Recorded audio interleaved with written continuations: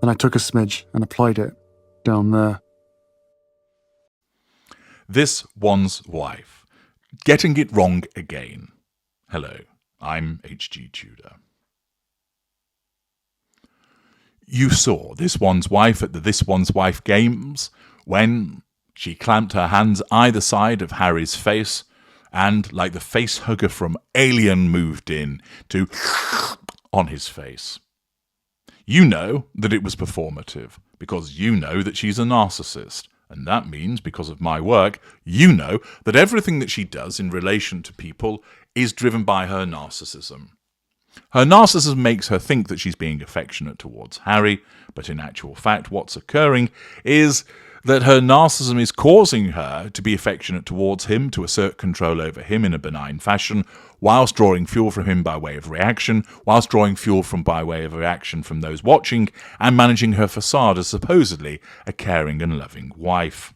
It's entirely performative, and it's one of these public displays of affection that is unnecessary, shows a lack of boundary recognition because it's oversharing, and something that she will engage in as a consequence of the need to assert control over Harry and manage that facade.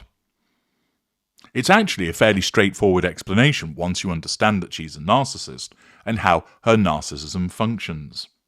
And yet, there remain so many people that don't get it. The Daily Mail reports, "This one's wife is not afraid of public displays of affection." In mid-February, the Duchess of Sussex packed on the PDA with Prince Harry during the Invictus Games in Vancouver. Upon seeing themselves on the big screen, i.e. this then triggered the opportunity to extend control, draw more fuel, and manage the facade, this one's wife leaned in to place her head on Harry's shoulder and cling onto his arm as the Duke beamed at the camera. While up on stage at the Whistler welcoming ceremony, this one's wife was pictured holding onto Harry's arm again as they thanked the Invictus Games attendants. And with one hand cupping his cheek and flashing her £600,000 diamond engagement ring, the former actress pressed her lips to Harry's as the crowd cheered. Now, body language expert, and I really think that they ought to strip her of that title, given the fact that she gets it wrong so many times, Judy James has revealed the deeper meaning behind this one's wife's love of facial cupping, and the key difference between placing her hand on her husband's face to kiss him versus her co-stars on the hit TV show Suits. James explained that the Duchess, who was wrapped up in a long cream trench coat to ward off Canada's plummeting temperatures, yeah, we needed to know that, didn't we, used facial cupping at the Invictus Games to carefully steer Harry into an unclumsy kiss. This one's wife is clearly a fan of what's known as facial cupping, which is where one or both hands are placed on the partner's cheeks as a kiss is performed, James said.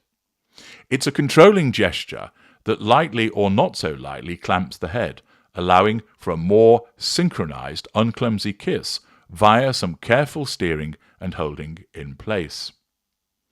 It also gives this one's wife control over the timing of the kiss, meaning she can delay the lip touch to create a sense of romantic anticipation or make the kiss more urgent and passionate. Now, so far, she's partially got it right in respect of the assertion of control. But she doesn't understand that it's the assertion of control from a narcissist controlling the victim, but rather she thinks that it's done because, as she continues to state, they are still in the honeymoon period of their relationship. No, they're not, as it is a romantic and tender gesture. No, it's not. It is a controlling gesture. And she got that part slightly correct, but then fails because she thinks it shows that they're still in the honeymoon period of their relationship. No, this is what's known as a respite period, when the narcissist reinstates the golden period for a short period of time. It isn't romantic, it's performative, it isn't tender, it is, again, performative.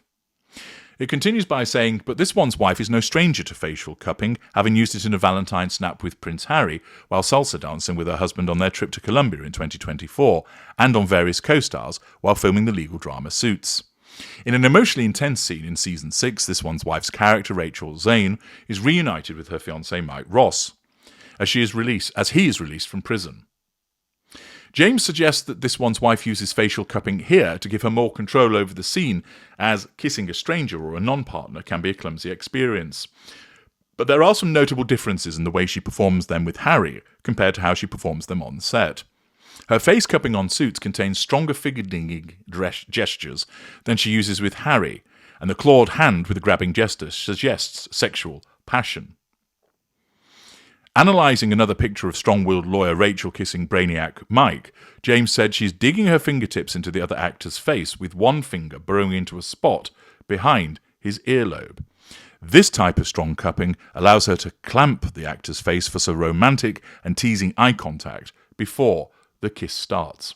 When facial cupping is gently done on set, it can be used as a form of kissing foreplay, according to James, and can serve as a reminder for the audience that the characters are engaged or married, as the ring can be seen in the shot. Indeed, the same tactic was used by the Duke and Duchess in their professional engagement photos. The display of the ring is vital in an engagement photograph, said James. Looking closely at the black and white snap of Prince Harry lovingly intertwined with his then fiancée, This One's Wife, James said her hand is unnaturally straight with the fingers extended. This combines a message of cherishing Harry, being in charge, with the traditional ring display. Naturally, it's done to triangulate people with the display of the ring, and we've seen her do that repeatedly. For instance, in the recent Billie Eilish video, she puts her hand to her forehead to show off the ring to demonstrate we are still together. Her holding Harry's head and the actor's head is all about control. It's done in order to control the person that she's interacting with. In both instances, in a sense, she's acting. She's acting as if she's having a romantic interface with the other actor, but she's also acting in relation to Harry, because it's not done for a genuine romantic, affectionate reason. It's done to control him.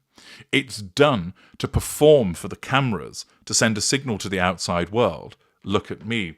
And whilst Judy James understands that it is a controlling gesture to the extent of avoiding a clumsy kiss, she doesn't understand that it is control of a person as a whole, driven by the necessity of her narcissism, because the narcissist is hypersensitive to threats to her control.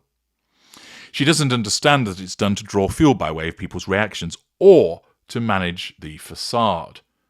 Instead, what occurs is that she thinks that it's a romantic gesture, an affectionate gesture, a passionate gesture, and that's just the layer on top. Instead, what it is all about, once again, is control. And yet again, a body language expert gets it wrong, doesn't grasp what's actually occurring. Now let's have a quick dive below the line to see if other people grasp what's going on also. Go Nugget writes, she needs to understand that rebranding will not change the public perception. The comments indicate that people are sceptical of the sincerity of her behaviour.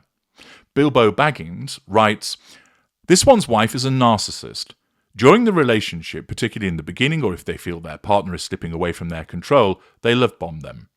That was obvious on the Invictus trip, no matter how inappropriate the occasion.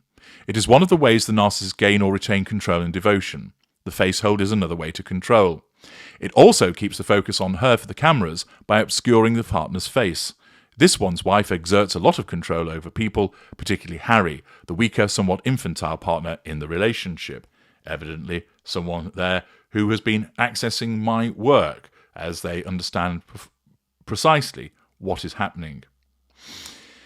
Moa writes, I think This One's Wife's contrived behaviour in everyday life is exactly the same as her contrived behaviour in Suits. I see absolutely no difference between Rachel Zane and This One's Wife.